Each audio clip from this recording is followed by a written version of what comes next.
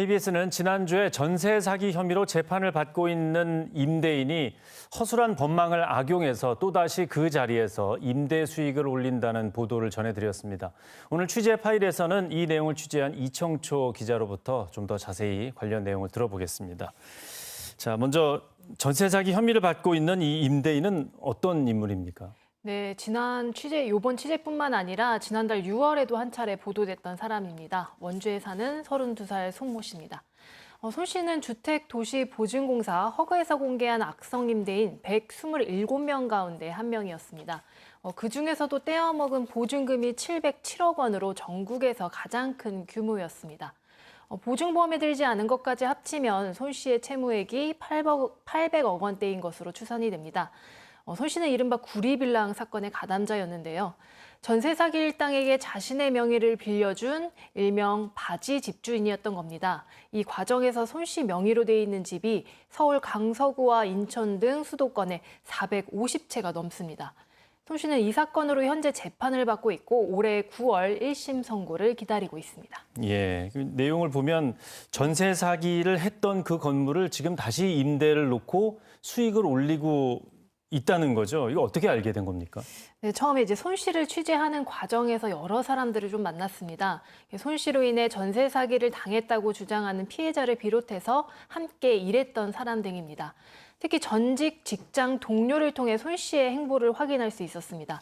이 제보자를 통해 손 씨의 소유집 450채 가운데 370채 정도가 지금 어떻게 관리되고 있는지 상세하게 정리된 자료를 입수했습니다. 자료에는 주소와 전용 면적, 계약일은 물론 임차인의 신상과 월세, 현관 비밀번호까지 나와 있었습니다. 직접 찾아가 보기도 했는데요. 기존 전세 사기 피해자들은 주택도시보증공사 허그의 변제를 통해 이사를 이미 나간 상태였고 집에는 가압류가 걸려 있었습니다. 그곳엔 올해 초부터 신규 세입자들이 들어와 있었는데요. 이들은 6달이나 1년치 월세를 한 번에 내는 이른바 깔세로 들어왔다고 전했습니다. 비용은 1년에 200만 원에서 800만 원, 주변 시세보다 말도 안 되게 저렴한 수준입니다. 하지만 워낙 물건이 많다 보니 이렇게 모인 돈이 10억 원이 넘을 것으로 추산됩니다. 예, 상식적으로는 좀 이게 황당하다고 보여지는 일인데 어떻게 이런 일이 가능한 겁니까? 네, 앞서 손 씨 집의 경우 그 허그가 보증보험을 대신 갚아줬다. 그래서 가압류를 걸어놨다고 말씀드렸죠. 네. 가압류, 말 그대로 임시조치입니다.